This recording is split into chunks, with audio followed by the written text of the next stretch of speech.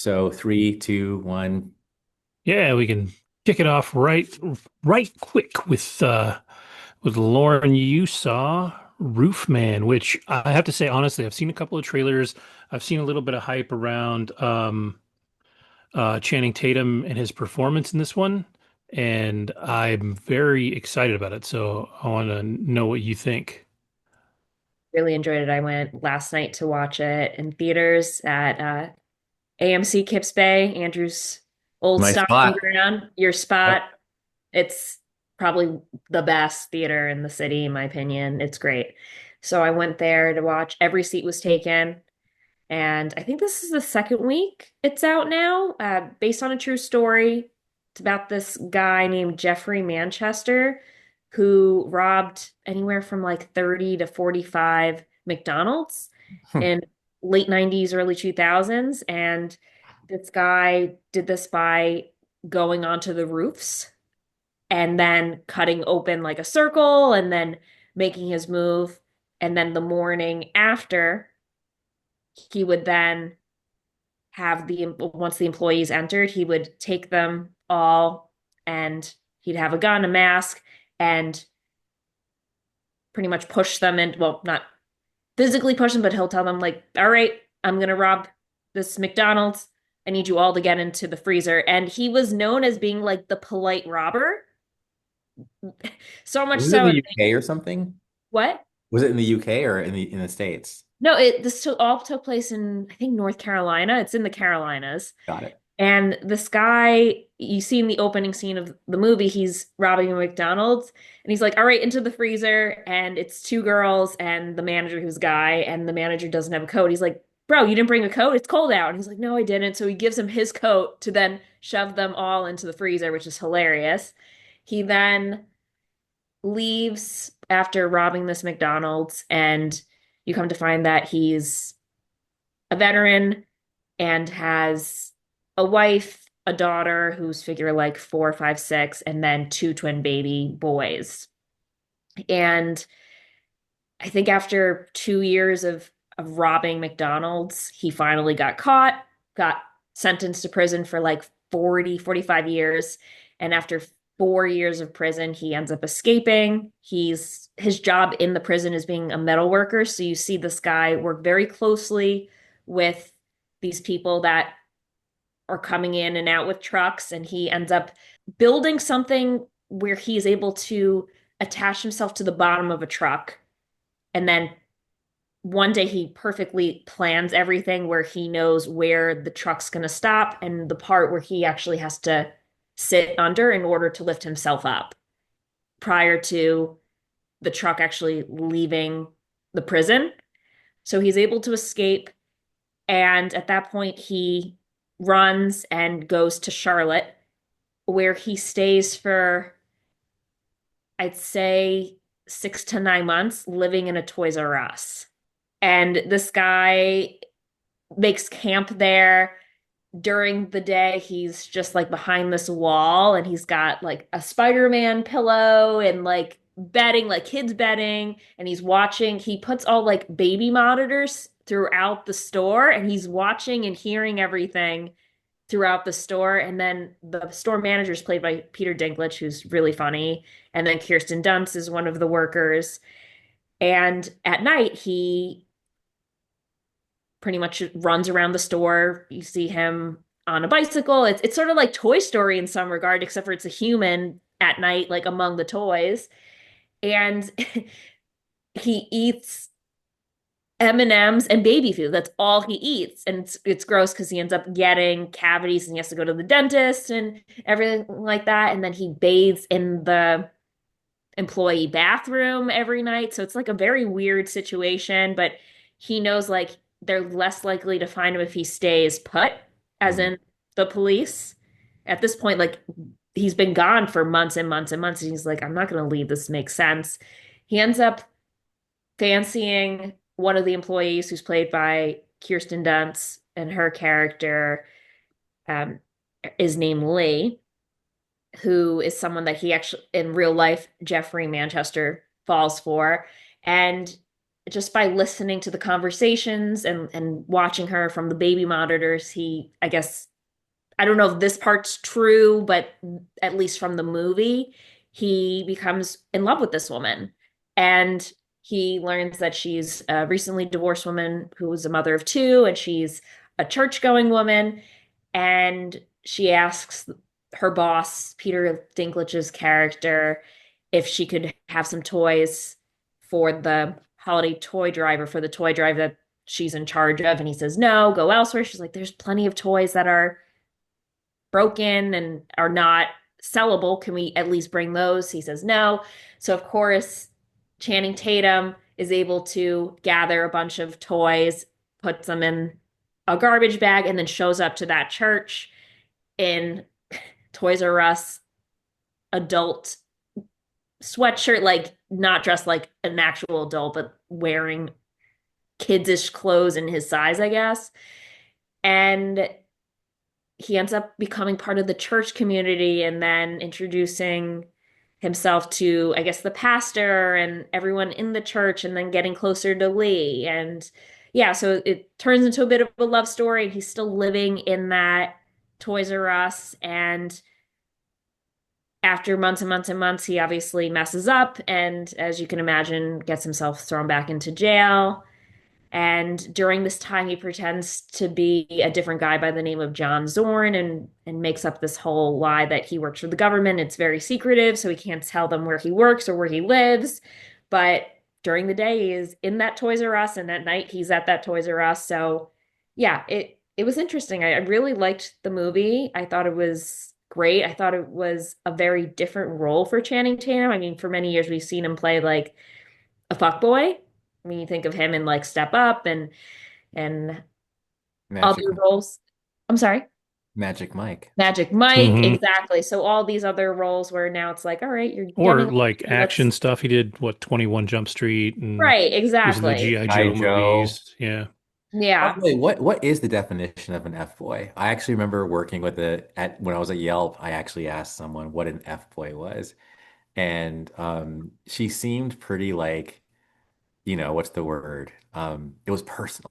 Like she definitely had some anger around fuckboys, basically, because she described a fuckboy as someone who is like an asshole and a player and breaks. I say more a player. That's what I get but when I think of Step Up, I think of someone who, I mean, his character initially is not someone who would be monogamous, but Got likes to play with women's feelings, etc. But he ends up not being that. I guess he just gives that vibe based on how he dressed, how he acts, his suave type of it. mannerisms and how he conducts himself. But in Magic Mike, I'm trying to remember. I know like the first two movies is with one woman, and then the most recent one it was Selma Hayek.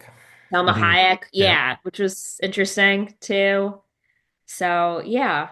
But no, I thought this was a really good job on his part. I thought he played the role very well.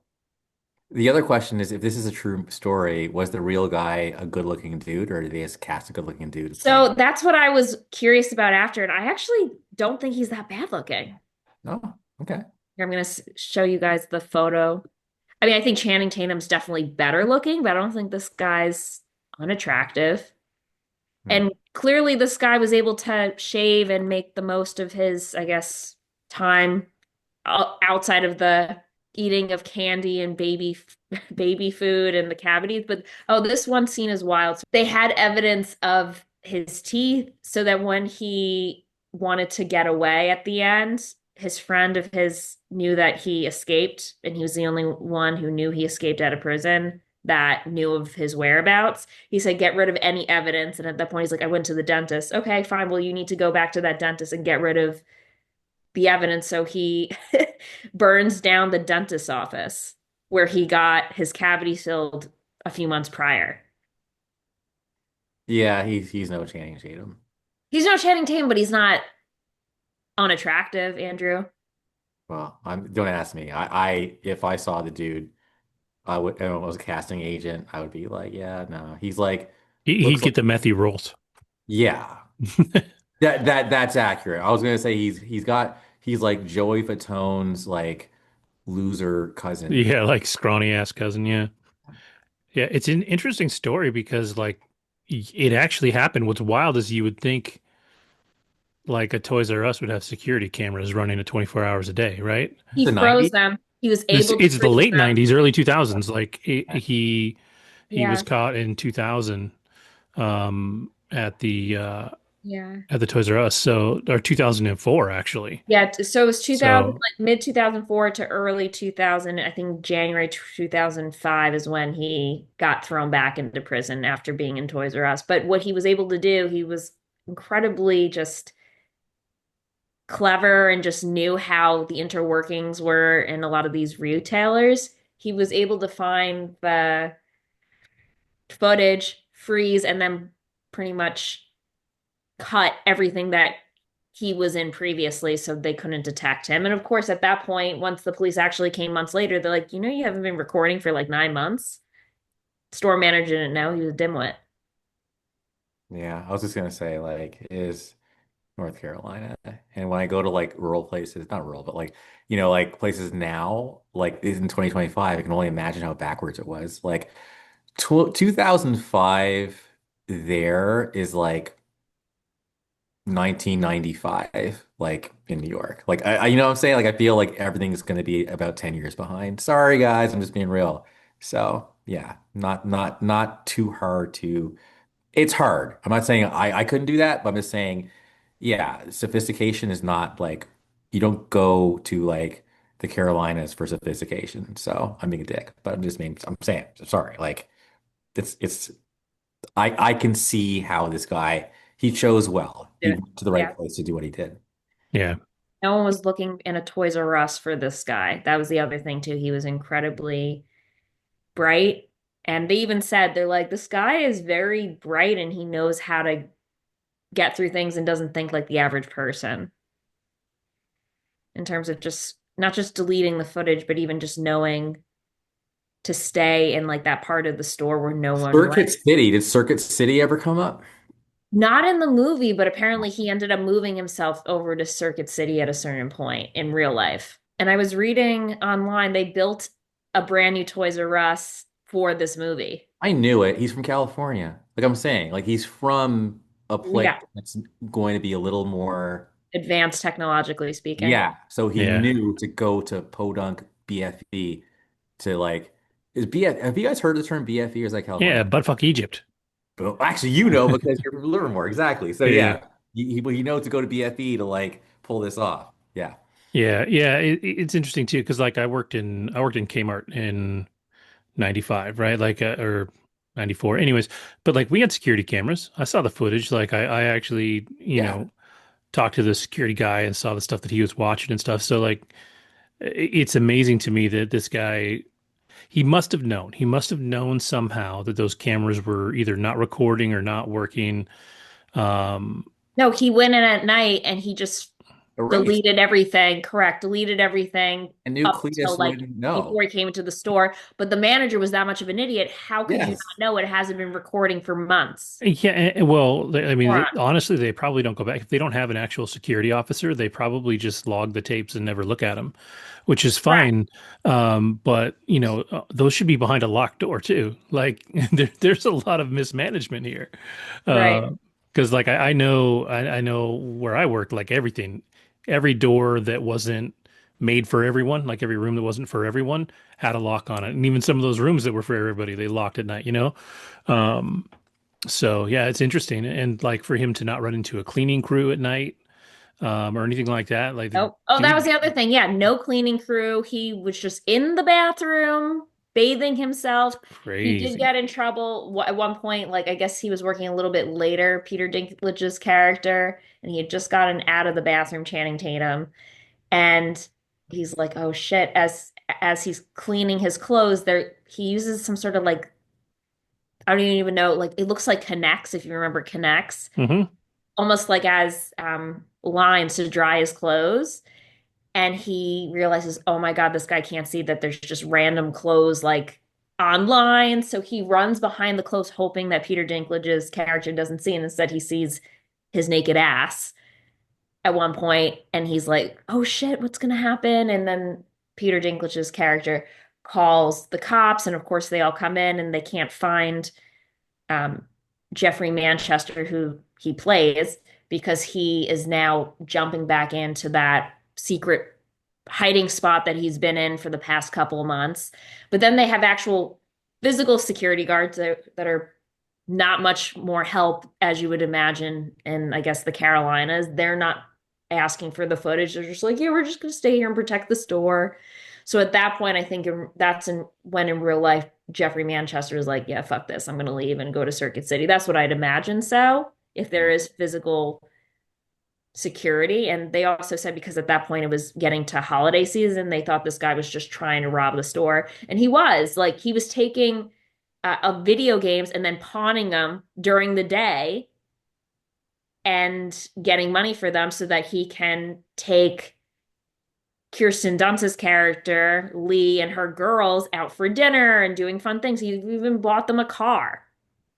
So they think he's just some rich government guy when really he's just pawning off the video games and other toys and things that are being sold at Toys R Us.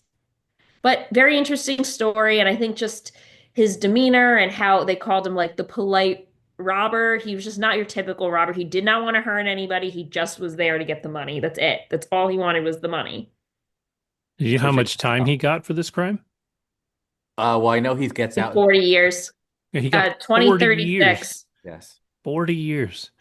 Which is crazy because it doesn't seem like for this particular robbery he did anything at gunpoint, which is usually when you kind of get the book thrown at you, but maybe it's because of Correct. all the, if you count up all the stuff he stole over time and all that, it's Yep. probably a pretty Well, this is the second huge time because crime. remember he did all the Yeah. McDonald's, then he was in Yeah. jail, and then after the McDonald's, the 20 to 45 McDonald's he robbed, he's in jail for 4 years. He escapes, and then he's in that Toys R Us for like 9-ish months, 6 to 9 months. Yeah. And it's crazy in real life. The only fingerprint they found of him in the whole place was on a DVD of the movie Catch Me If You Can, which is kind of ironic. That is I was very thinking ironic. about that the whole effing time. Joseph or Abnergale or something. Either way, Frank Abagnale. Abagnale. Yeah. I was thinking about that the whole time. Now, they say here that I'm reading this SF Gate article. It talks about how Channing Tatum will play him in a movie. And then they say, although Manchester's escapades have a Robin Hood-like flair, he's no hero, the police point out. Manchester abandoned his children and joined a new family. He deceived everyone around him for his own gain, and he pistol whipped at least one fast food worker at a robbery in Citrus Heights, not to mention traumatizing countless others he held up at gunpoint. And basically, the quote is, he's a dirtbag. And then they say, it won't surprise me if he escapes again. He's that crafty. And apparently, he attempted Tried escapes twice.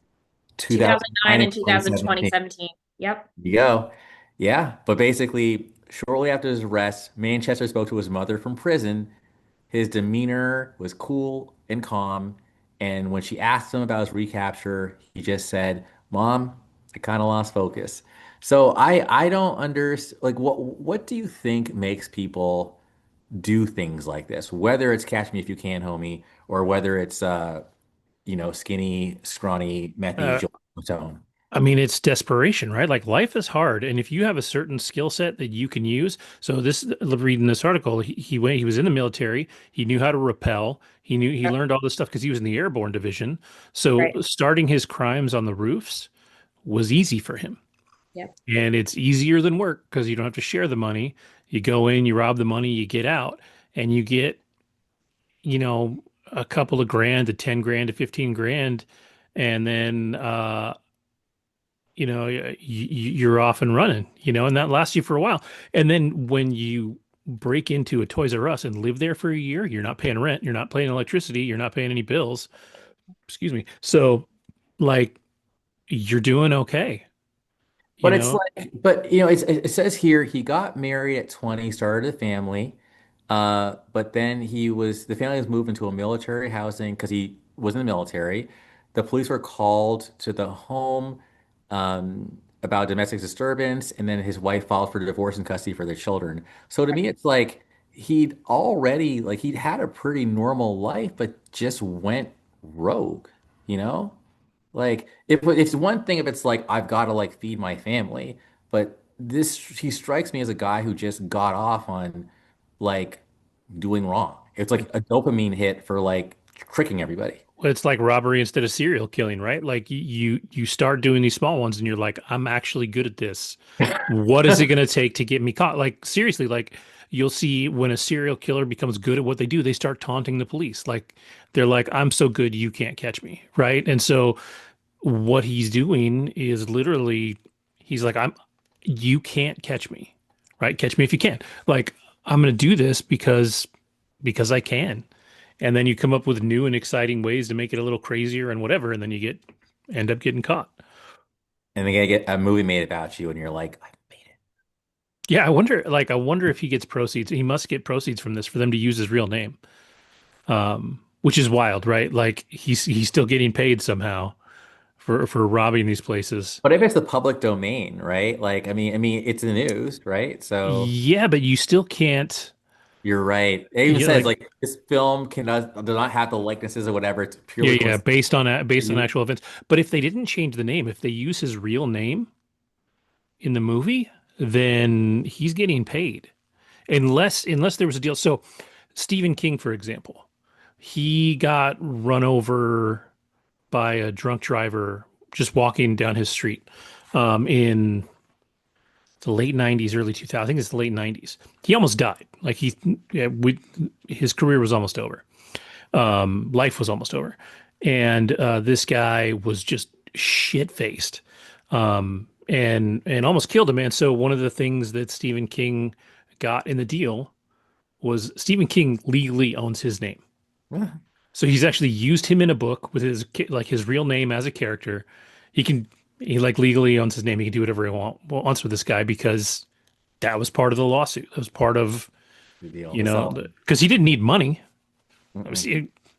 You know, Stephen King's doing all right for himself. He's got a couple bucks, you know, and so you know he got the rights to use that, but you have to give up your name for somebody to use it. But yeah, it's super it's interesting, and I don't know the what the deals behind this particular movie would be, and yeah, it is weird for sure.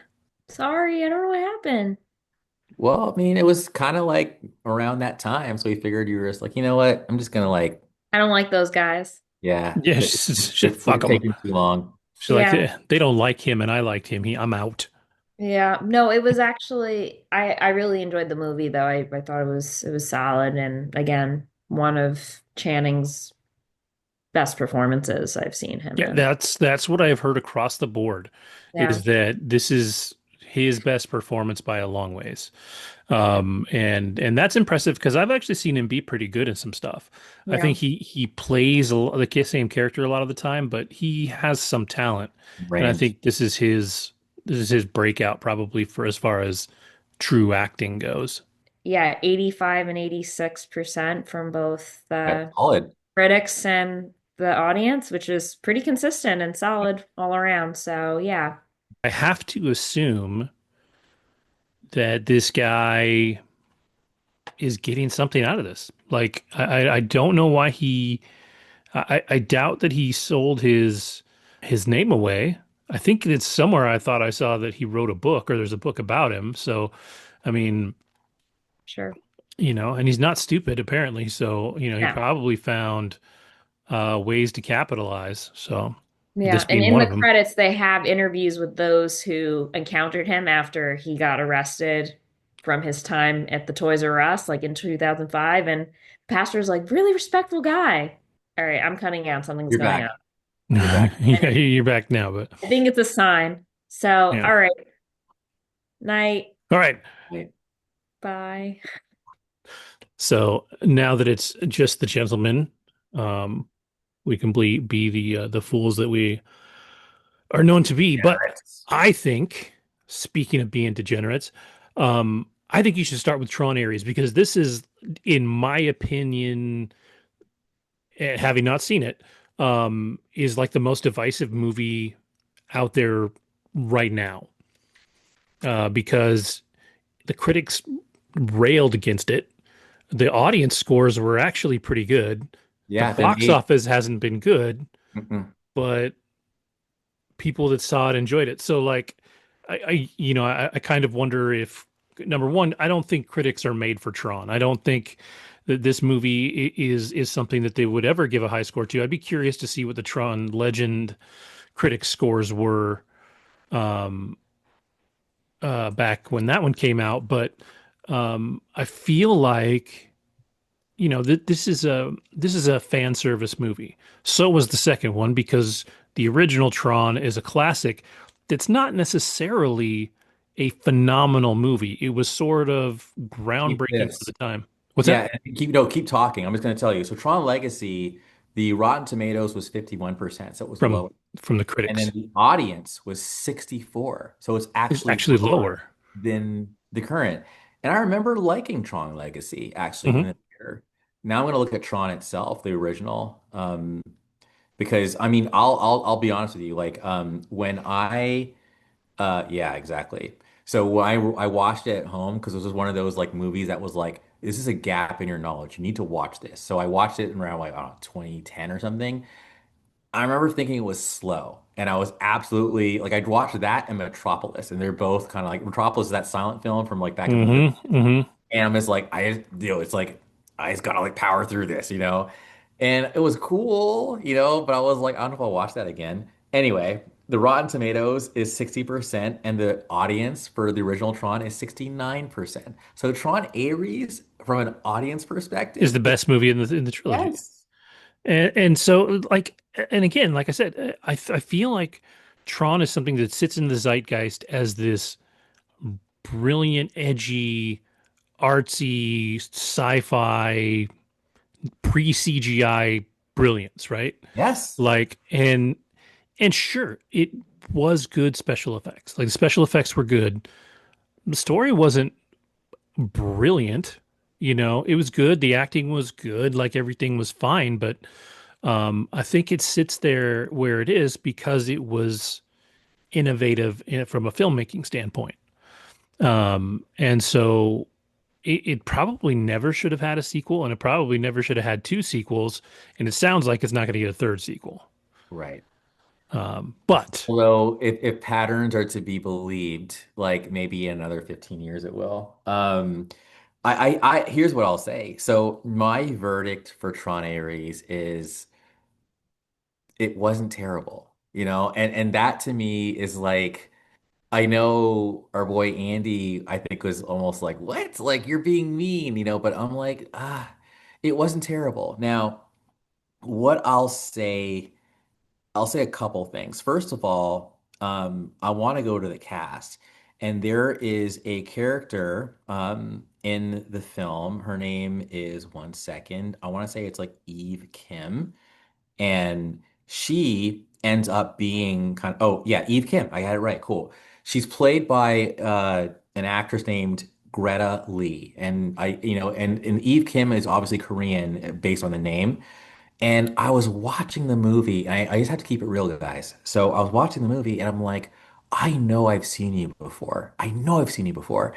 And as a matter of fact, as I'm walking through Vegas, keeping it real, I'm walking through Vegas, I'm walking through this like building. There's a giant poster of this like Asian model for a Dior. And she was so, I'll just say it, like beautiful, like striking. And I'm like, who are you? Like in my head. So finally, after watching Tron, I go to Google to like find out because I'm trying to find like, is this the right person? And absolutely, it is. So I'm it's for me, it's a big deal. It doesn't sound as crazy to you guys, but for me to just see a random person on a poster, it could be a model, but then knowing there's something about you, and then watching you in this movie, and you're actually good in the movie. As a matter of fact, I would say. It's so sad. Jared, I actually do like you. I can tell you're a decent dude. I can tell. And you are a huge reason why Tron Ares even exists. Like you produced yeah, it, yeah, you were he really pushed it behind hard. it, but you might have been the weakest link. I'm sorry. Like, and it's like I just felt like the film felt like mid-tier Marvel. That's how it felt. Like there was some funny moments, there were some quips, and I think if you were part of a greater, and you were part of a greater franchise, but Tron isn't the MCU, right? If you're part Right. of the MCU, you can be mid-tier, but that's okay because you're just a bridge to one story from one story to the next. Like I would liken Tron Ares to like a Shang-Chi. Like that. So right. And I so it's not like amazing, but it's not like bad either, And I think that when you're Tron, that's not good enough. Now, I will say, and divisive is the right term because I think people get in their feelings. Like I could tell if you're a Tron fan and you say anything bad about Tron Ares, Oh yeah. they're just like F you. Like they're like I think your friendships can be damaged. But I like Tron. I do. I was excited and I would like to see more. But oh, and also okay, let me start with this. The visuals are OMG. The soundtrack, like as a Nine Inch Nails fan, is OMG. But the story, I'll also confess, I was hungry. So I was definitely like looking forward to like the movie ending so I could get something to eat. So I don't know where do I start? Because I don't want to be spoilery. The whole conceit of the film ultimately is. NCOM still exists. Greta Lee's character is the new kind of like CEO of NCOM. So she's inherited it from like Flynn and even the son. Did you see Tron Legacy, Kevin? I did not. So I am the person that has not seen any Tron films. Oh, I have tried to watch the original, tried. What happened? and I just haven't had the time to really focus on it, and so I get bored. Like if it's on, it's not a particularly exciting beginning to me, and I just lose it. And so I need to go back and watch it because, like you said, like it's a gap. It's a gap in like just knowledge of the zeitgeist that is out there. Um, but yeah, I'm not too familiar with any of it. I know bits and I'm not pieces. gonna go into the plot then. So that's fine. So what I'll just say is like Cameron Monaghan. Oh, so I Okay. the oh and Evan Peters. Okay, Evan Yeah, Peters is the Evan one. Peters. So Evan Peters actually plays a good villain. He's the villain. Okay. And I'd say by the end of the film, like there's an after credit scene and they clearly wanted this thing to keep going. And I do think that like there's a, the I'll say the end credit scene has a connection to the first film. So that happens there. Gosh, man. I'll just say this. This is kind of like I'm just like all over the place here. Tron 3, again, it's a good film. The soundtrack is great. The effects are great. I just felt like at times it was trying too hard, like kind of the way the mid-tier Marvel does. Like it just pushes the comedy, but it's just kind of like, it wasn't that funny. And it's just like parts of it felt really like just formulaic. But visually, stunt-wise, musically, Jodie Turner Smith, I think that's her name. Mm-hmm. She's Yep. good. She's a villain. Um, yeah. Hassan Minaj is in it. Gillian Anderson is in it. Jeff Bridges does make an appearance. So, Mm-hmm. it was, I don't think it deserves the hate. I don't think it deserves the hate. I think it's better than it's being given credit for. Another thought I had too, and this is me being a little snobby, is I think that when movies are a little too sophisticated, like people don't get it. And I think that the Tron films are a little higher. See, I'm contradicting myself, but I think the attempt is to be a little higher brow, like a little like They but want to be heady sci-fi. yes, but it's like that's the issue. I think maybe the reason why this one did so well with the audience is because I think they kind of dumbed it down a little bit. Like I feel like the first one's heady, the second one is heady too, and and this one the concept is heady, but it just turns into a bit of a Marvel film, and I think that's what makes it more mass appeal. But Yeah, for and what me, it's like you're Tron. You shouldn't be this gimmicky. Yeah, and I feel like the first one really benefited from a time when films were generally slower, right? So, it could be heady and it could be longer. I mean, you're coming out of, see, Tron was mid 80s, right? So, No, it was 1980. It was like, okay, but it's yeah, still, you're still post Star Wars. You're yes. post, um, oh shit, I had something in my head, but like, you're after these things that have been epics, right? So, I'm sorry, 82. Keep going. okay. But still, like, so they were in an era where, 2001: A Space Odyssey exists, right? And not that long ago. So you have all these movies that were longer and slower and stuff like that. And I think Tron benefited from that. Legacy, maybe not as much, like it just from when it was released, but I feel like, unfortunately for what it is, I think Marvel has taken that and, you know, Marvel films are entertaining. They're not usually going to outsmart you, right? And so we've spent so long with these movies that are action movies that you look at Tron now as an action movie and not a heady sci-fi film. And when you look at the trailers, it looks like all flash and all that. But that's unfortunate because the original was all flash, right? Like it was, that's what made it great. Yeah, yeah. The other thing though about the original, which I thought was really cool, was at least to me, the fact that it was like black and white except for like Blue. stuff. Like I was like, this is cool. Like it reminded me of like Metropolis and it almost gave a timeless quality to it because like if you had told me this was made in like the 30s or 40s, but they just somehow able to colorize stuff, I would have believed it. It was unique. And I felt like when Legacy came out, it just took that original Tron and like just like beefed it up. And it was also cool because again, in Legacy, this is not a spoiler, like it's Jeff Bridges versus Jeff Bridges. Like it's the Hmm. older Hmm. Jeff Bridges versus Clue, who's the younger one.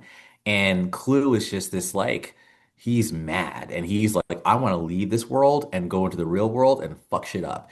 And his son has to like, it was cool. And it was about like what is life and like what does it mean to get old and like it's still pretty cool heady themes and even but really what is life like if you're AI are you still should we recognize your life and I think that this film Tron Ares still does get a little bit at it at that question like but it also kind of puts in perspective like if you're not a human and you're in the machine and you get like killed, you can come back, like you can respawn. But in the real world, obviously, you get killed, you don't respawn. So which one's better? But again, that's me kind of like doing a little digging into it. But I think overall, I would just say this to anyone who hasn't seen like the movie, just see it. Like, I don't, sorry, scattered. I do think it leans guy as in dudeish because like I definitely felt like at the theater it was dudes and any like women who were there were probably dragged there and even like my fiance like she like her sister was like asking her what movie I went to go see and then she's like was it Tron and she's like my husband wants to go and my son wants to go and I don't want to go and it was just like I don't know, like so anyway that's just an observation I made if there's any women out there who's watching this like and you like Tron or wanted to see it like prove me wrong I want to be proven wrong but That's true I though. think Like if from all of the people that I have ever known that enjoyed Tron and then the second film, every single one of them's a dude. I have never spoken to a woman that was like, I love Tron. That doesn't say that, not to say they're not out there, but yeah. like the people that I speak to that are fans of this are usually dudes. Or in my experience, always dudes. But like, yeah, I can see that. And then, Leto, he definitely thinks he's a dude's dude. And he's Um, so not. Like he's a pretty boy who's sensitive. And I like again, like he was serviceable. Like, but I think that, and also like, sorry, Jared, but you've been part of too many stinkers. And I think so a lot of people just stayed away because it's you. And all the memes, like it's Tron in time. People actually went and like like it's Mormon time, it's Tron in time. And then why, in God's name, would you proceed to like make an appearance at a theater when it's half empty? That is Yeah, and to terrible. walk in and be like, you know what? Nobody even knows I'm here. I'm out. Just leave. Why are you Yeah. making it worse for yourself, homie? Yeah, as far as Leto as an actor, not ability wise, but like as like hubris wise, like I've never quite got the Leto thing. Like he believes that he's a great actor, and I think he's a good actor. Um, but like Didn't he win an Oscar for some shit? Like the I don't Performers know. Club or something? I'm pretty sure he did. I know I mean he's great in Requiem for a Dream, and some other stuff, but like I don't know. Like he believes that he is Yeah, Dallas Buyers Club. He totally won in okay. 2014. But keep going, sorry. So he's really good in movies where he's on drugs a lot. Um, but like, yeah, I just feel like he's a little too big for his britches right now. But he's also not the guy that can calm down and go do a rom-com to like reset his career, right? Like he'll never not take the big pictures and watch him bomb out. Um, and that sort of ties into something we'll talk about in a little bit um, with another much more entertaining actor. But um, yeah, I think. Do you think this movie would have been better with somebody else in his part? Yes, 1,000%. Like and it would have done better at the box office. This movie is really about like the main star is actually Greta Lee. Like she's the star. And the fact that you didn't even put her in the trailers, what are you doing? Like I remember seeing the trailers and the fact that the trailers like this is like a nonstop adrenaline rush, you know? And I'm not seeing anything about the plot. I'm like, oh, this movie's gonna suck. Like and that was literally in my head. It's like it's kind of like the Little Caesars, like, Little Caesars, it's hot and it's ready. Is it good? It's hot. Hot and ready. It's like they don't answer the question. But no, Greta Lee, I honestly, I hope this movie is actually her launching pad. She was great.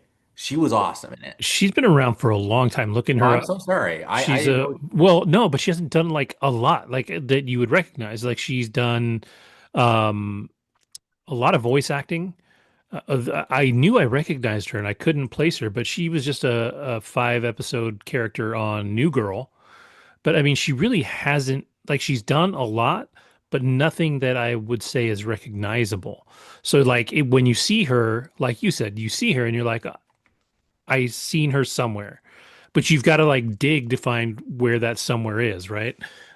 So yeah, you kind of hope that this is her breakout role because I mean, she's 42, You know you what? know. I'm looking at her filmography, and this is her first like kind of action role. Mhm. And I totally buy her as action. Like she killed it. She no, straight up.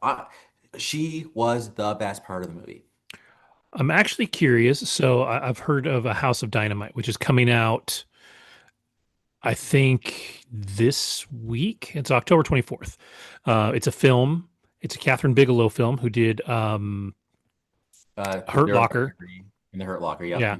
Um, with Idris Elba, Rebecca Ferguson, but she's in that. So I wonder how big her role is in that because that is, we're looking at the same year, right? So she's working on these two things at once. Unfortunately, she's only maybe she looks like maybe she plays herself in the studio.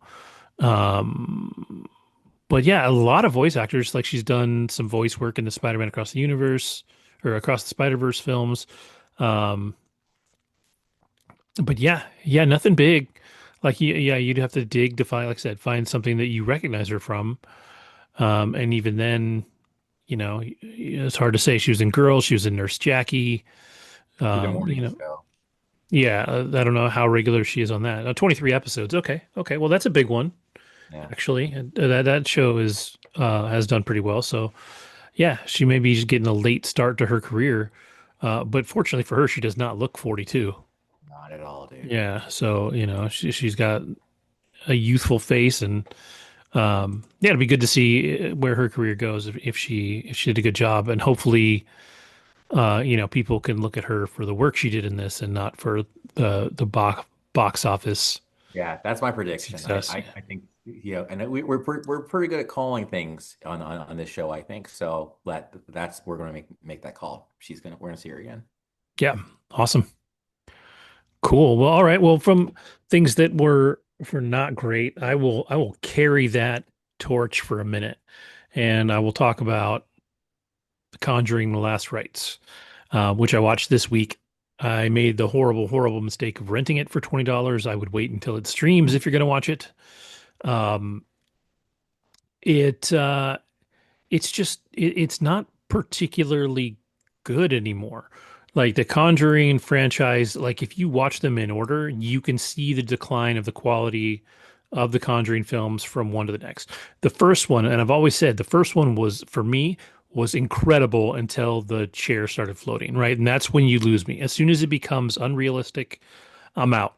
And and ever since that moment, every single movie has like added things that are corny and weird and all that. And this movie is just it's just corny. Like it's just old school tropey horror film schlock. Like it's not that good. The acting, it's like they don't really care as much. I know they're trying to say goodbye to these characters for themselves.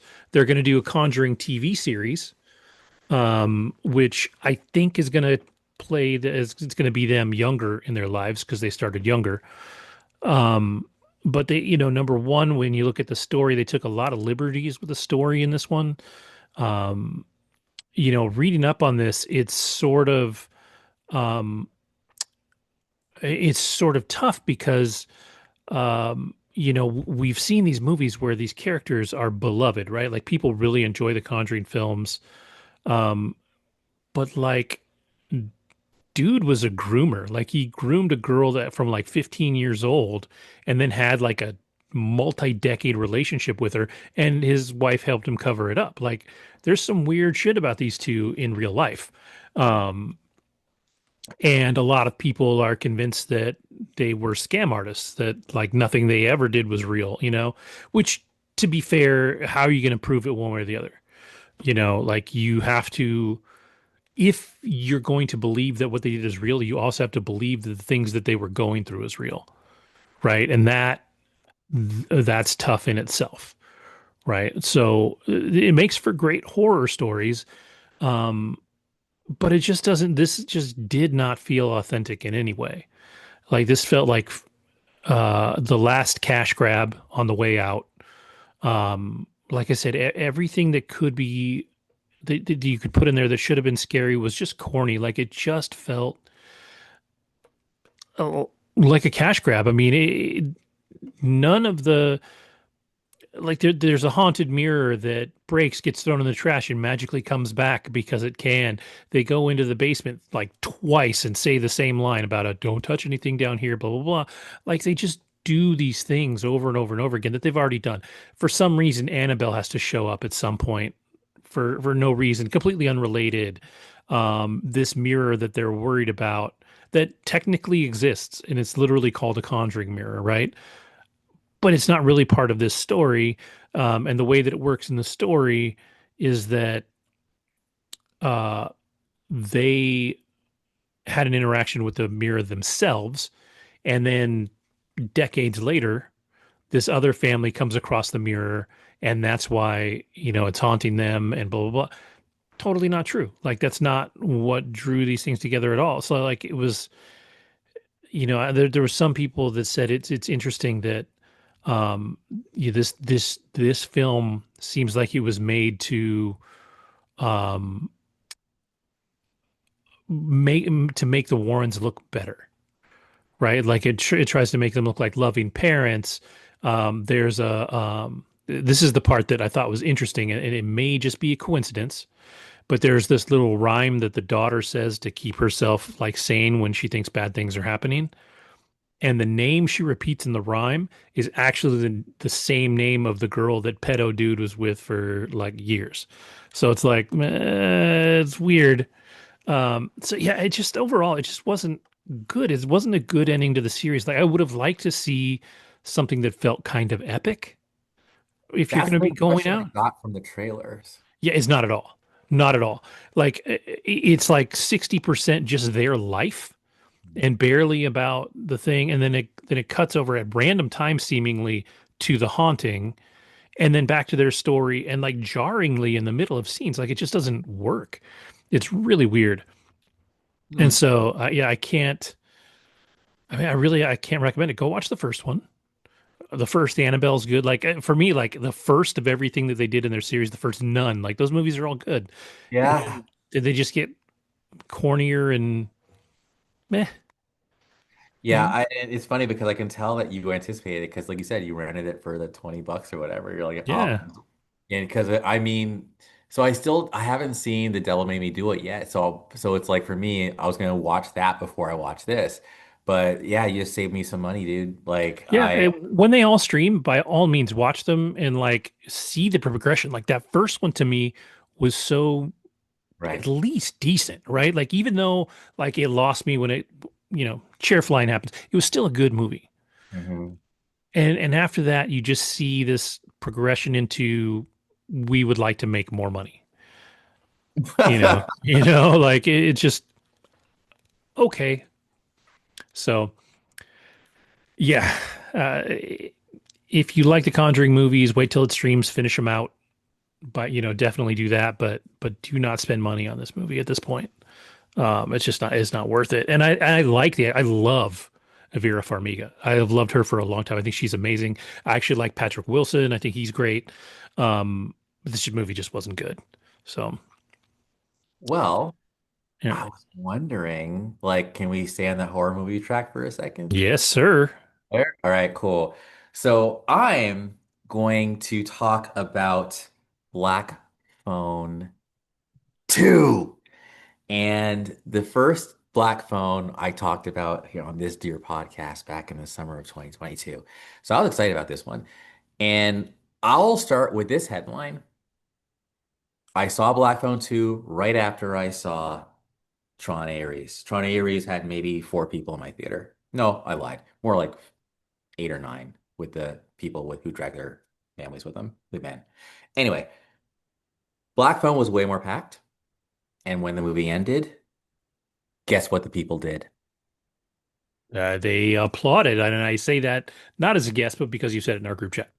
Damn it. All right. They clapped. I was like, nice. Like, that's cool. That's cool. Because I think that I remember when we talked about Black Phone, I think you were a little worried about, like, dude, like, they don't need to make a sequel. How do they do it? Homeboy's dead, right? So obviously from the trailers, he's basically Freddy Krueger now. Like he's totally like still he's dead, but he's pissed off and he's absolutely not leaving him alone. So what I'll just say is, as a premise, is basically it takes place 3 years after the first Black Phone, and it's the brother and the sister again, and there's definitely some PTSD going on, and I think that is totally like realistic. Oh Um, yeah. Madeline McGraw, OMG. I feel like in the first Black Phone, I was like, how is this? She was 13 or 12 when she did that first movie. How is this little girl like so foul-mouthed, but so like well deploying the words well, and then such a great actor because like when her dad's like laying into her because he's all like abusive and ish, like she's just like, wow, this was her movie. Um, sh she's the star this time. I mean, they both are, but I feel like in the first movie, it's the brother, Mason Thames. But in this one, it's hers. And I think that's kind of good because when you see the trailer, it's more about you see the boy. But nah, it's her movie. It's still equal, but this this time she's the main star. And there's some powerful acting going on by her. Now, I don't think necessarily you get a lot of like major award nominations from the horror films, but I feel like if this were to happen, like I get it and she deserves it. Like she acted her ass off. Were there some beats in this film that I felt like were kind of like nods slash retreads to the first film? 1,000%. Did that make me groan a little bit? Yeah, a little bit. But I think that what this movie does is it expands the lore. If you remember the first film, their mom had the same kind of situation the daughter had, where she had these dreams, where the dreams were premonitions, or she would know like there's dead people who are talking to her in her dream, like, "Hey, find me, like help me." You learn more about like what happened with the mom. Hmm. You learn more about the grabber himself.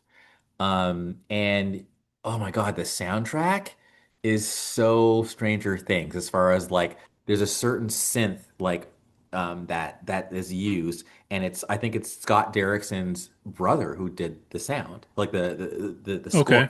Okay. So you thank you for reminding me. I'm totally gonna go to like Apple Music and like add that score to like my collection because I was in love. Very atmospheric, again, like the first film. And it doesn't feel like this doesn't feel like a cash grab. It feels like they made an actual attempt to show character growth. The dad's in a different place. He's trying to be a better person. And these kids are growing up and they're trying to like move on with their lives. But Ethan Hawke as the grabber is a fucking bastard. And um us being 80s kids, it's kind of cool. It's just kind of like if you like Stranger Things, I think you'll like this movie. Did this take place in the 80s, like the original? Original is 79 and 79. Okay. Okay. this one's 82. Okay.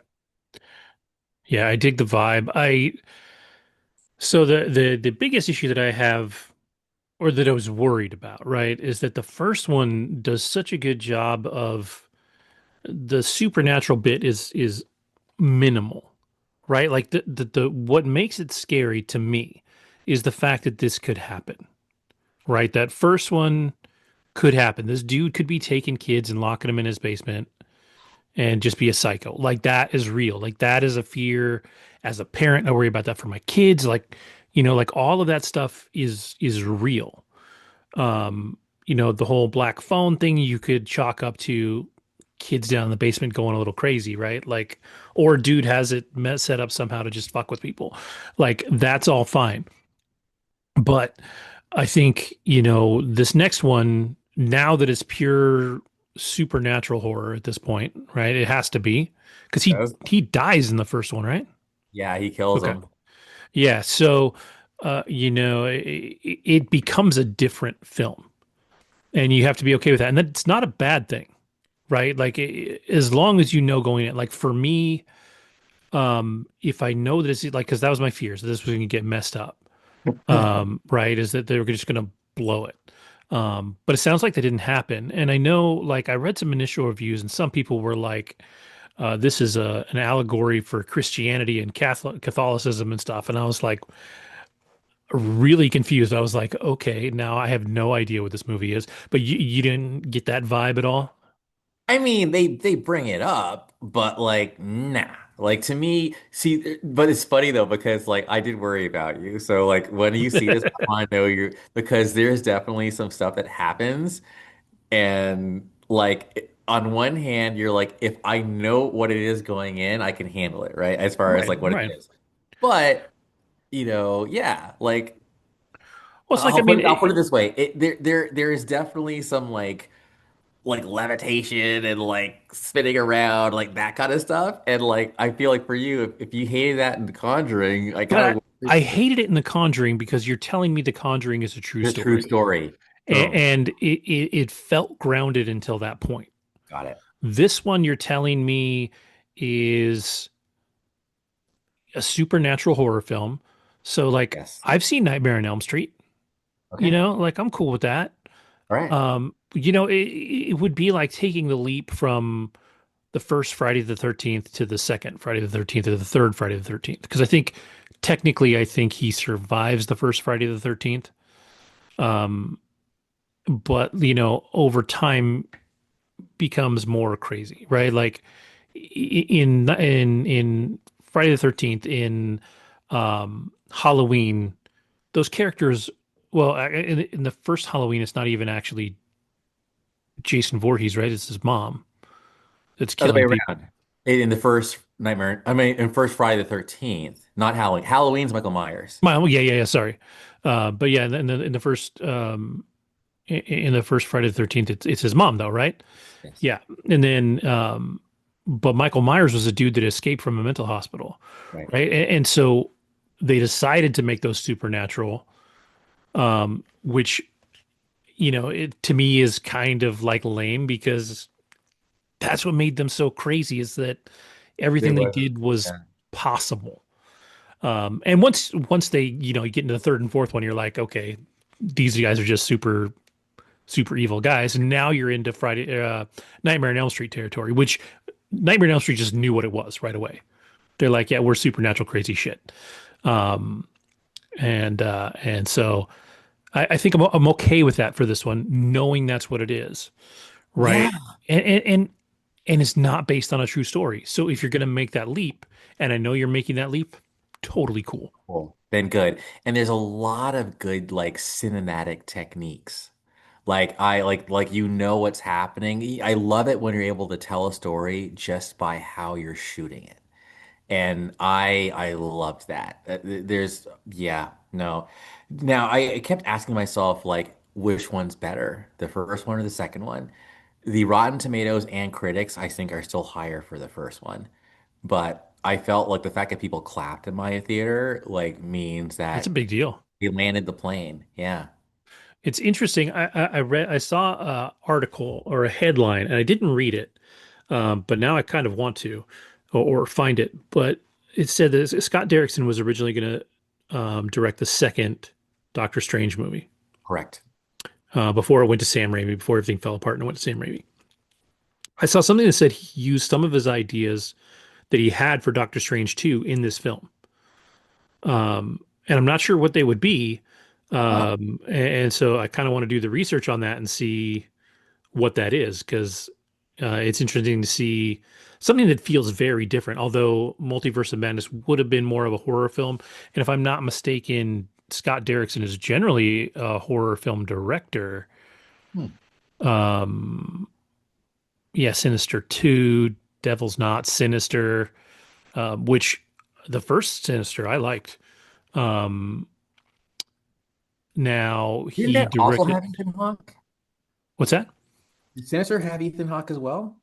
Yeah, I believe so. Yeah, totally. Yeah, Yeah, it's yeah. got chill. That's awesome. I love that. I like Derrickson, dude. I do. I think he's another like auteur filmmaker with commercial sensibility. Go watch The Gorge and tell me what you think. Um, The Gorge, is that him too? yes. Oh, okay. Um, yeah, I think he's got the skill, but I think he's probably better off doing his own stuff. He is at least a producer on the Snowpiercer TV series that was supposed to be pretty decent. But he actually doesn't have anything rated higher than a 6.9 in his line. So, Love in the Ruins, which was a short, is a 7.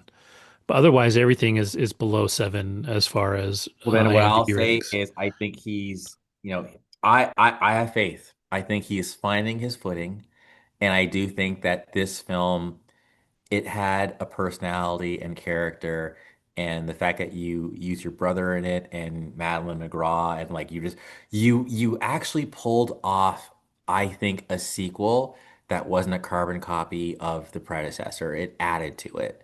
And again, yes, there were a few things that were total throwbacks to the first movie, and like, but I can forgive you because you just wanted to like it's almost like a mirroring or paralleling.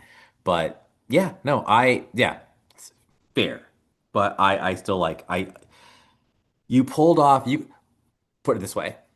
not Annabelle. The damn doll. Who's the doll again? Yeah, Annabelle. No, no, you're right. But like, no, the doll, the AI doll, Oh, Megan. Megan. So like, a sequel is not guaranteed to be a hit, right? So I feel like if you can pull off a sequel of a surprise hit, and then like that's to be celebrated. And I think Megan was a surprise hit. I do think Black Phone was a maybe surprise hit. And this film, this sequel was solid. So anyway, I haven't told you really anything about the plot, and I'm glad I did because I feel like I don't want to. I just want to say it pulled it off, and I would love to get your opinion of it once you get a chance to watch it. Yeah, I'm definitely more excited to watch it now than I ever have been. So Okay. I'll catch it when it streams for sure. So Awesome. cool. Well, with that, we can shift gears entirely to something, and now for something completely different. We can talk about the John Candy biography that is on Amazon Prime, which is called "I Like Me," right? Is just the name of it, which is his famous speech from Planes, Trains, and Automobiles, which I think last year was the first time I ever watched that movie. It was 2 years ago, 2 years ago. Okay. 2024, and I no 2023, and I specifically called out that scene and read that monologue because I was so moved by it. Mhm. So It's good.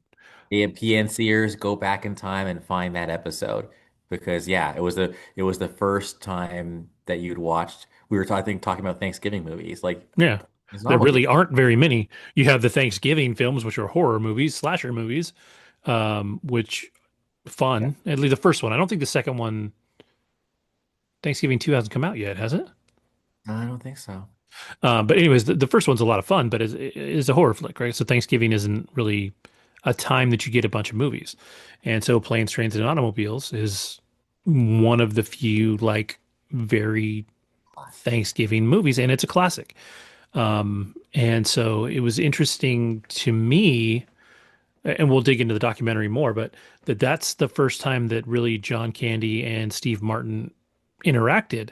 And when you watch this documentary, and early on in his career, he started with SCTV in Canada, and the sheer number of people that came out of SCTV is like staggering. Like that pumped out successful career actors. Now, not necessarily big name actors, right? Like Eugene Levy, fantastic, but he's never led a movie. Catherine O'Hara, not really necessarily the person driving a movie, but amazing in everything she does. Dave Thomas has been in a bajillion things, but not a guy that you know by name. Like, but they all went on to be successful actors. Um, and to see him get his start there, and then the people that he kind of met along the way, um, is pretty impressive.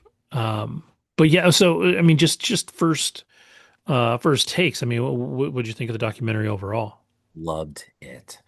Loved it. And I think one of the really remarkable parts about the documentary was we all know that Bill Murray is a very elusive, Hmm. enigmatic individual.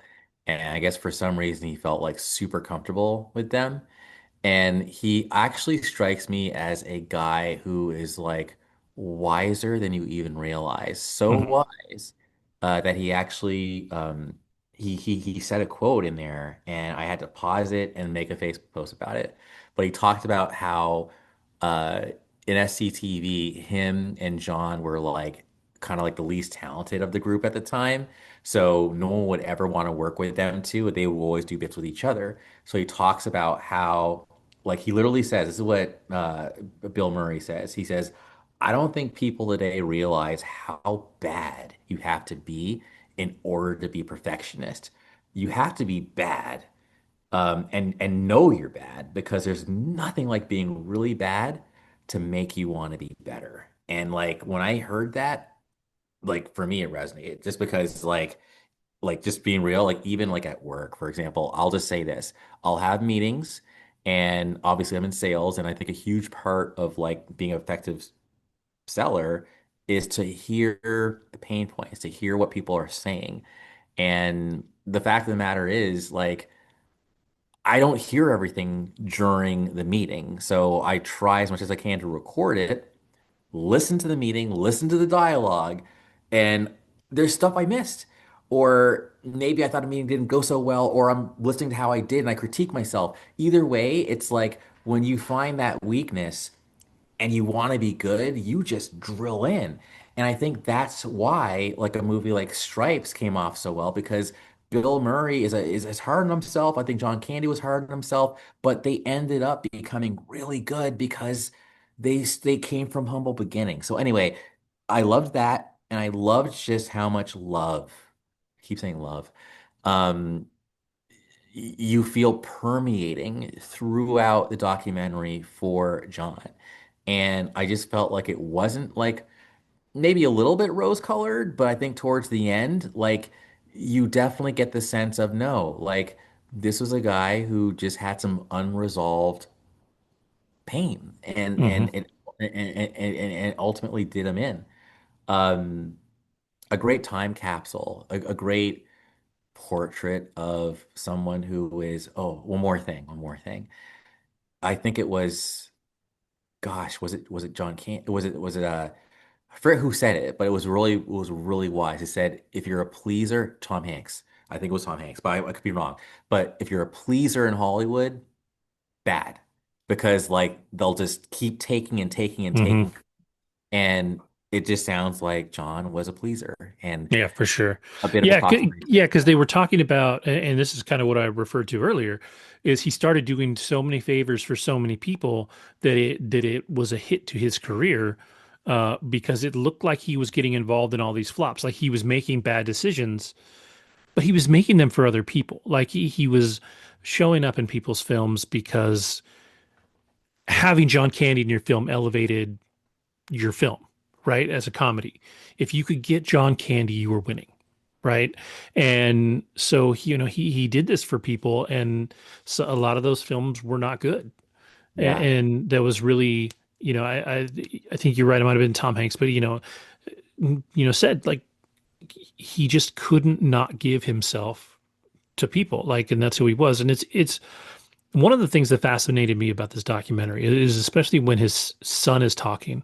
Now, his son was older when John Candy died than John Candy was when his dad died. John Candy was only 5 when his dad died.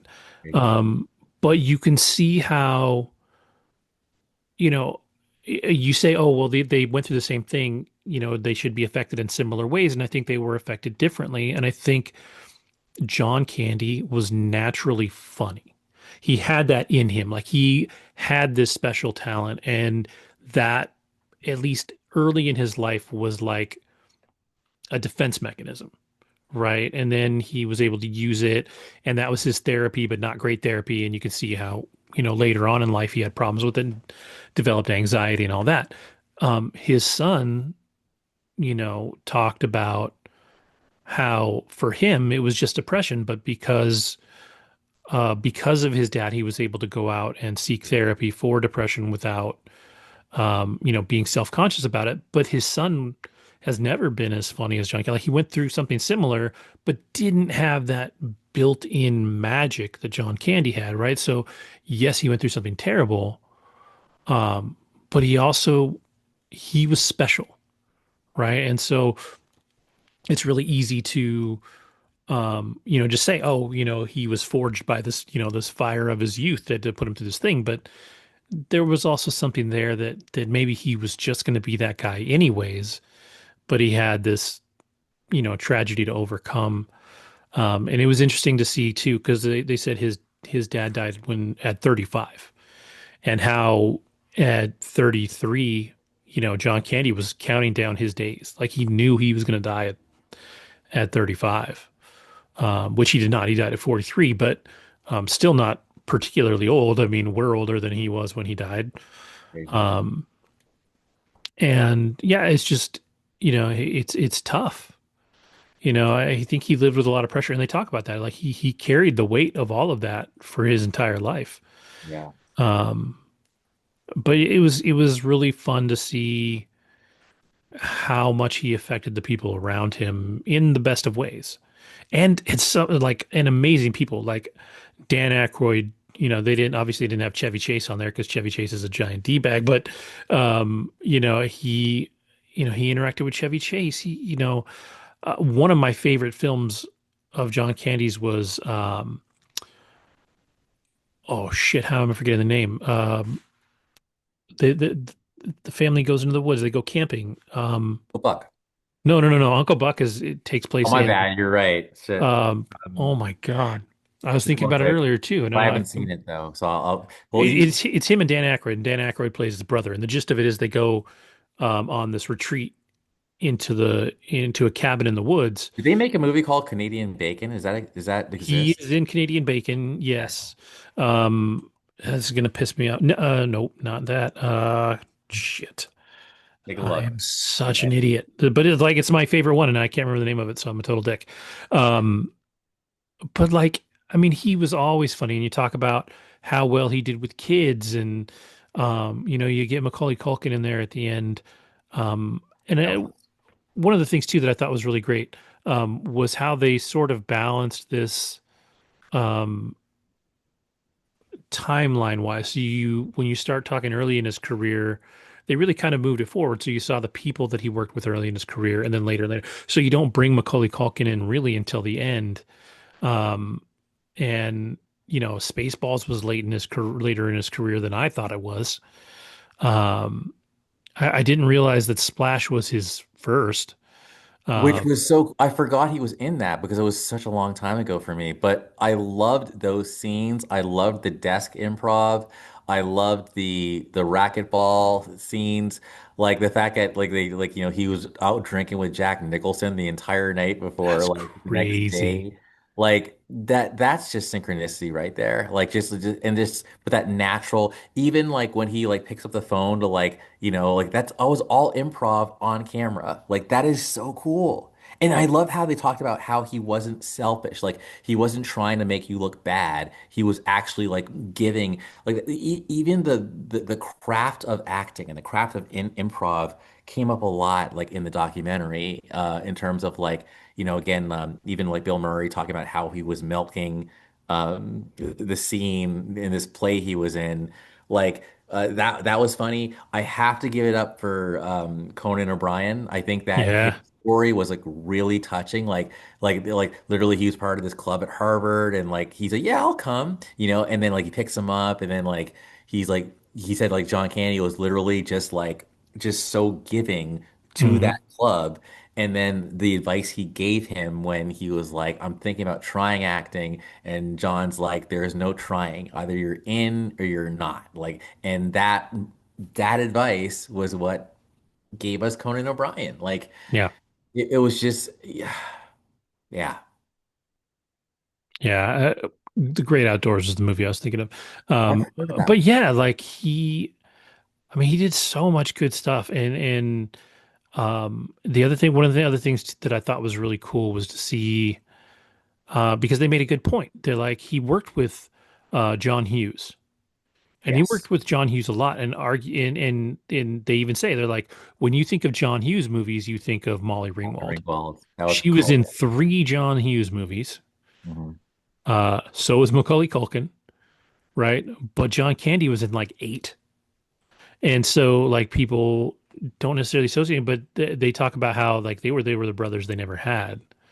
Like him and John Hughes just got on like, house on fire. Like they were best friends and having a great time. And um, they Uncle Buck was literally written for him, Yeah. which is crazy because you talk about one of the greatest, comedy writers of all time. And he wrote a movie just for him. And Uncle Buck was a lot of fun. Uncle Buck was him. They show the clip in there, which I think is a testament to how good of an actor Macaulay Culkin was as a kid too. When they're firing back and forth with questions, like it was pretty great, and it really is just interesting to see, how much of himself went Story. into all these characters too. Like John Candy was, there's always a little bit of John Candy in there. But to see all of these people work with him and all of these people just have nothing but good things to say. Now, granted, I mean, it's a documentary. You can edit it however you want. There could have been, they could have interviewed five people who were like, that John Candy was a dick, right? And they just wouldn't put it in there. Johnny But I, Toronto. yeah, but I don't believe that. Like, I do believe that he is, is and was Yeah. an amazing guy. Um, but yeah, it just really cool to watch his career, watch these people talk about him, and to see kind of the side of Hollywood that you don't see, right? And the way that the business side of it, like we talked about, how you start doing favors for a few people, and you start falling into these traps of helping people out that are outside of the circle of your progression. And then later on, where he tries to turn it around, right? He goes and does JFK, and he does some other stuff, trying to at the end of his career, which I mean, he didn't know was the end of his career. Like ideally, he was going to have 40 more years of acting. But like, he's trying to do some heavier stuff to put his name out there. Um, and yeah, just at the end of the day, the dude was just taken too soon. 43 is too young. Uh, I was watching the Infinity War today, and you look at Chadwick Boseman. And like, dude, every time that guy comes on the screen, I'm like, fuck, he's just too young. And John Candy was too young. Like there was years of great work still ahead for him.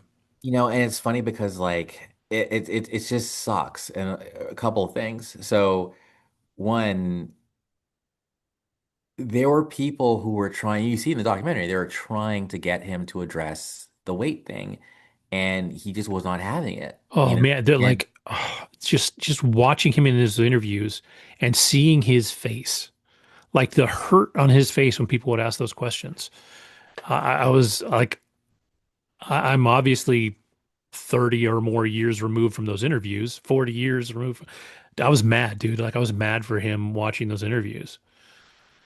yeah, but at the same time, it's like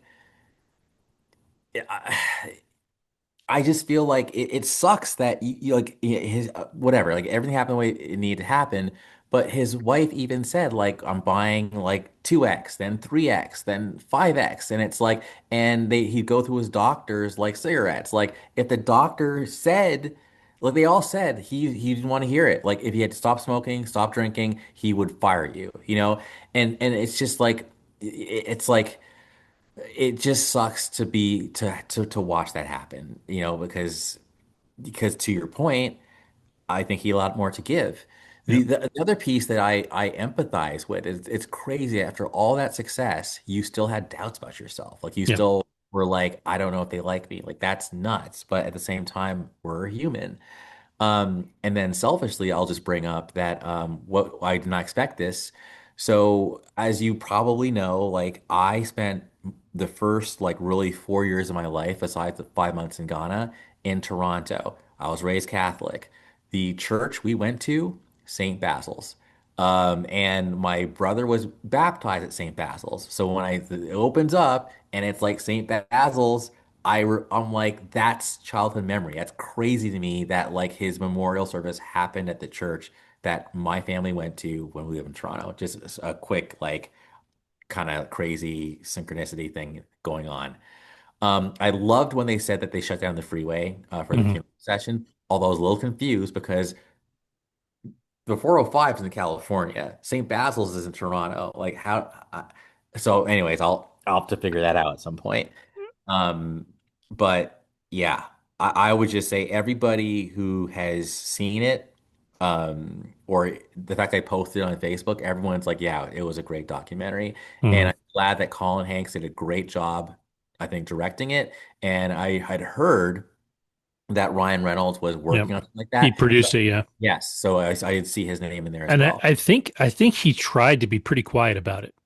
Like I know he's a big John Candy fan. Like he always has been. Yeah. And a lot of Fellow that comes out of them Canadian. both being Canadian. Yeah. Yes.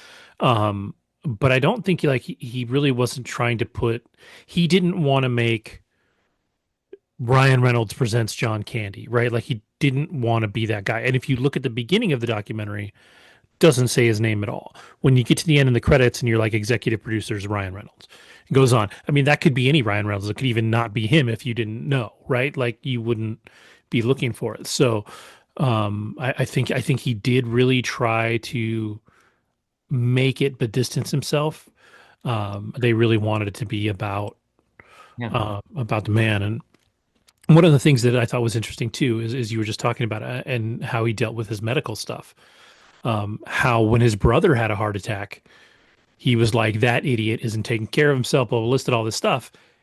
But at the same time, while he is bitching about it, he's doing all the same things. Like the lack of awareness of I'm doing the same thing, or the lack of caring that he's doing the same thing. You know, it's a little bit of both probably. But and I think too, when you feel like you have a timer, right? When you're looking and you're like, I am only going to live till 35. Part of you is like, well, I'm going to have as much fucking fun as I can until 35, I thought and you're that. not taking care of yourself, right? So Yeah. like it's a self-fulfilling prophecy because you're not worrying enough about yourself as you probably should be. I think ultimately it might have just boiled down to like just self-esteem and like what makes you happy is making other people happy because you just cannot be happy by yourself. And if I had to guess, ENFP for sure. It was just a nice, beautiful, honest portrait of a dude who absolutely, I think, lit up a lot of films, classic films from the 80s. And I'm glad that Planes, Trains, and Automobiles got like kind of the spotlight that it did. So Mhm. much so that the name of the documentary is I Like Me. I I I loved that scene. I loved the movie. And for me, I'll have to go back and watch the rest. Oh, yo, totally random. I loved that. You know, me and comedy aren't like the best of friends, but I loved that one bit where it's like the yellow bellied guy, whatever. Like, That was yo, fucking hilarious. I hollered. Was Like, that I think it was SCTV, I no, yeah, think. but who was it that was talking about it? Somebody said they watched it. Like was that um Spielberg? no, was it Or Conan? maybe it was Conan. But I I remember thought, someone said this is the 80s. Like stuff like this didn't happen. Like they were yeah, like, but that was just so random. He just like shoots them in the yeah, back. And that's the skit. yeah. I Hilarious. And the first one he shoots is the kid, and you're just like, it oh is shit. But it's somehow it's funny. it's Like it's wrong, but it's hilarious. funny. And and they talk about like he just understood comedy. Like he was meant to be funny. And I do think like that the people that have the most on their shoulders, in Hollywood tend to be the funny ones because that's their defense mechanism. Like they're good at it. There's a lot of people that are good at comedy, but they're going through some dark shit. It's like musicians too. Like musicians, the Yeah. best ones are the ones with the most shit on their shoulders because they've got to pour that shit out, right? And so, yeah, it's tough, to watch it and know that, like I said, 43 is too young. Um, but he gave us some good stuff, man, and John Candy was amazing. And so, and to hear somebody like Tom Hanks, who we think of as one of the best actors of his generation, easily he won Oscars like 3 years in a row or some crazy shit. Like he was great, and to see him talk about on the set and Splash and how much he learned from John Candy and the way that John Candy wasn't a scene stealer. It seems like when you watch movies, it feels like he is because he's so funny, right? But his goal was never to do that. His goal was to feed and play off and enjoy the scene together. And they make a good point. I think a lot of that does come out of improv comedy. Yes. Um, but yeah, he just seems like he was an amazing guy to work with. Yeah. Even Mel Brooks, God bless him, the guy Hmm. 90 something, and he's still kicking. I loved everything that Mel said about him as far as just like you could just tell Mel had so much love for him too. Yeah. Um, yeah, Macaulay called him a unicorn. He's like Yeah. love. Yeah. and it also made me feel bad for Macaulay because Macaulay was like, I wish you know, a lot of people didn't ask, how are you doing? Yeah, But he would, yeah, and anyway, we've said enough. Like, yeah. Go watch it if you. I mean, even if you only barely know who John Candy is, go watch this documentary. And if you, for some reason, you're just new to John Candy, go watch Planes, Trains, and Automobiles. Go watch The Great Outdoors. Go watch um, Stripes, yes, um, yep. 1941. Go check him out. I saw Splash. 1941. Check I'm out Splash though. Splash for I'm sure. I'm actually I haven't watched that movie since I was a kid, and I kind of after this documentary, kind of like I need to rewatch Splash. Didn't he say in 1941 they're like, what, because I think 1941 I think was a bomb for Spielberg, and they asked like, Mhm. so how was it? And like, we like parts. That's what he said Yeah, yeah, yeah, yeah. but So yeah, Splash is a classic. yeah, I kind of need to rewatch that one. I wonder if it feels like it holds up because it's an 80s movie. Like not because the talent, but just because like the movie itself. It probably feels like Ghostbusters. Like it feels like it's Yeah, just like maybe. Yeah. 1980 New York, so I'm ready for that. Yeah, yeah, that'd be fair. But yeah, I got to check that one out. So, but yeah, definitely, this is like a must-watch documentary if you've experienced anything John Candy's done. Um, he's just an amazing dude, and to see, a good telling of his life, I think is a big deal. So, Amen. yeah, and I don't have anything else. But I think next week, by the time we record, we should have both watched everything Gen V that is available. So we will talk about that. Oh yeah. I feel like there's a couple other things coming out this week that I can't think of. So hopefully we'll have some other stuff. I know Lauren watched another movie that she may talk about. Um, and I don't know what else is coming out, but we're careening towards the end of the year, and I think we talked about it a while back. But there's a lot of stuff coming out before the end of the year this year. So we'll have Oh, to see what's. Stranger Things. Good Lord. Yeah, that's still not until Thanksgiving though, right? No, but before the end of the year, meaning like it's Yeah, we're gonna have a good run of it. yeah. I'm trying to think. There's some other stuff like there's definitely a lot of stuff coming. One thing I got Running an Man email. stopping. Sorry, the Running Yes, Man. Yeah, saw the yep. preview for that. Actually looks pretty It iffy. looks fun. I'm not Yeah, convinced it's going to be good, right. but it does look like it's going to be fun. Yeah. Um, and that's okay as long as you go in knowing that. Like I'm not looking for an Oscar winner. That's probably okay.